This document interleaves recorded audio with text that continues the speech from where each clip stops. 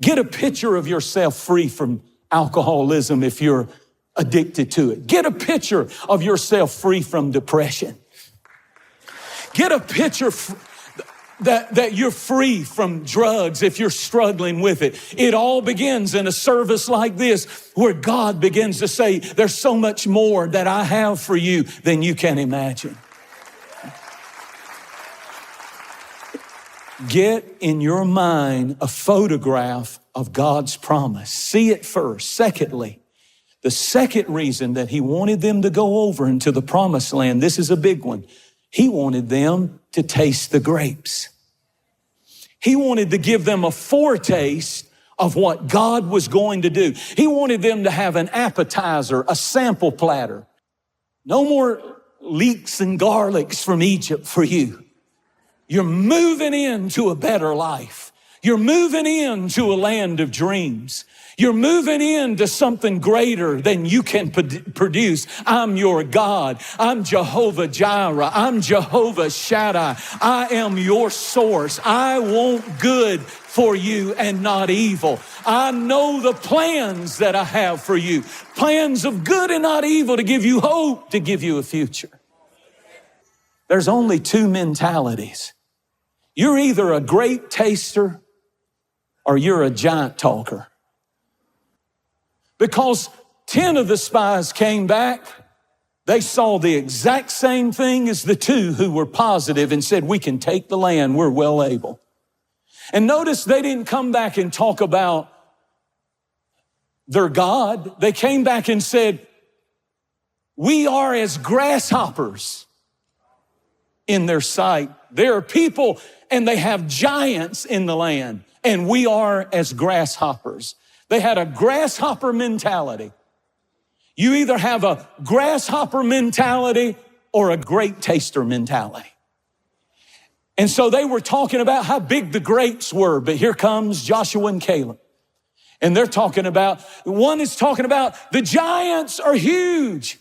The other two are coming and stand up, and I could see Joshua and Caleb say, yeah, but the grapes are huge. Oh, but the devil's so big. Oh, but our God is so big. Oh, but there's a lot of sickness and disease going around, but here's how grape tasters talk. You can tell a grasshopper by their vocabulary. We can't, it's not possible. Everybody else can but me. Nothing good ever happens to me. Woe is me, woe is me. We are not called to be grasshoppers. We're called to be great tasters. Come on. Don't give up. Don't quit. Don't lay down. And this is what I want you to see. Giants never showed up until they got to the land of promise. When God allows you to have to confront gigantic problems, it's just God's signpost that you're at the beginning of your miracle. We take that as a negative. See, it's all about your perception. That's the third reason why God sent them over. He wanted to check out their perception. What was their perception of themselves? What was their perception of their enemy? What was the perception of their God?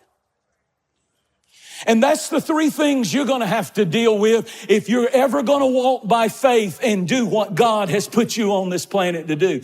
Number one, what is your perception of yourself? They said, we are as grasshoppers.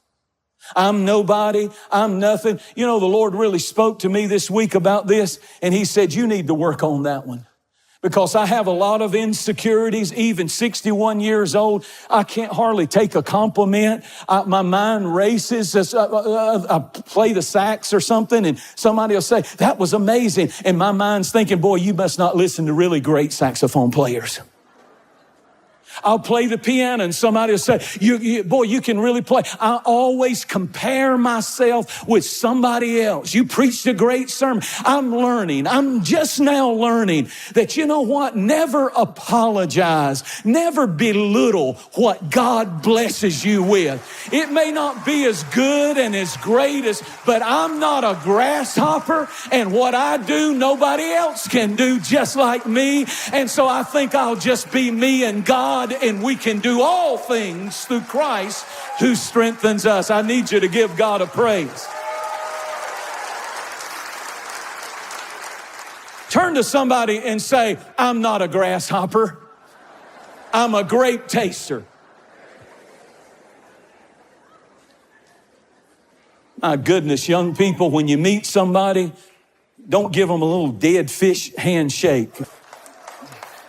Don't even know how to shake. I mean, grab that hand like a cowboy. Grab that hand like a man. Grab that hand firm. Look them right in the eye. Not over here, not over there. Look them straight in the eye and say, I know who I am. I know who my God is. I know that the one in me is greater than he that is in the... If God be for us, who can be against us? God's not about you always... Listen, I believe in humility, but humility is not putting yourself down. Humility is lifting God up in your life and giving him all the glory. And there's a difference between humility and just belittling yourself. Grasshopper complex. I'm nothing, I'm nobody, I'll never be. I'm just now learning in a good way, not in an arrogant way, that if God has blessed me, if I murmur about what God has blessed me with, God takes it as murmuring about him. I want you to understand that grasshoppers see obstacles, but grape tasters see opportunities. Grasshoppers see sickness and disease, but grape tasters see healing and long life. Grasshoppers have slave mentality. Grape tasters have sonship mentality. Grasshoppers talk like victims, but grape tasters talk like victors.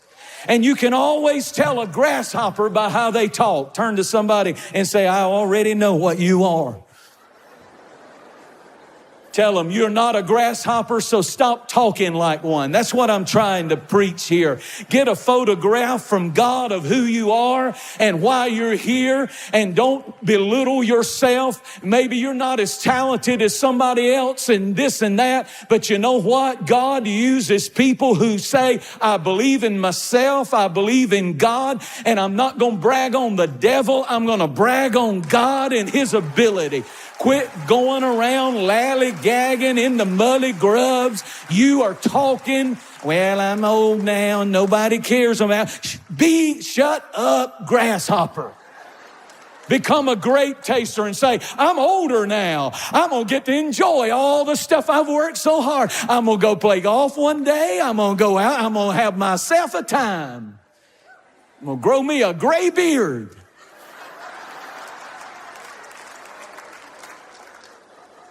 They saw the giants and backed up from the grapes, because when they got there, they thought that they would just step into the promised land. But anytime you get God's provision, it comes with demonic resistance and problems.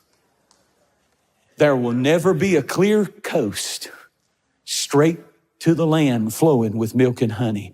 You may have, but notice this. See, they were comparing themselves to the giants, not comparing their God to the giants. Because who's the giant then? God is greater and they are weaker. Hallelujah. I still believe that we're supposed to have life and have it more abundantly. That life isn't supposed to be a bunch of trials all the time. Life isn't supposed to be a bunch of tears all the time. Life isn't supposed to be just going through another thing and worrying about our children all the time and what's going to happen. And, oh, God's going to be on the throne and he's going to take care of it. And it's all going to turn out fine when it's all said and done. He is in all things work together for the good to them that are called according to his purpose. So eat some grapes and enjoy your life. This is the day the Lord has made. I'm going to eat grapes. I'm not sitting around. Ooh, I feel a little pain. I probably got cancer back there. And oh my God, my hip's about to come out of joint. No, I'm going to eat the grapes. I'm alive. Hallelujah. Oh, come on, somebody.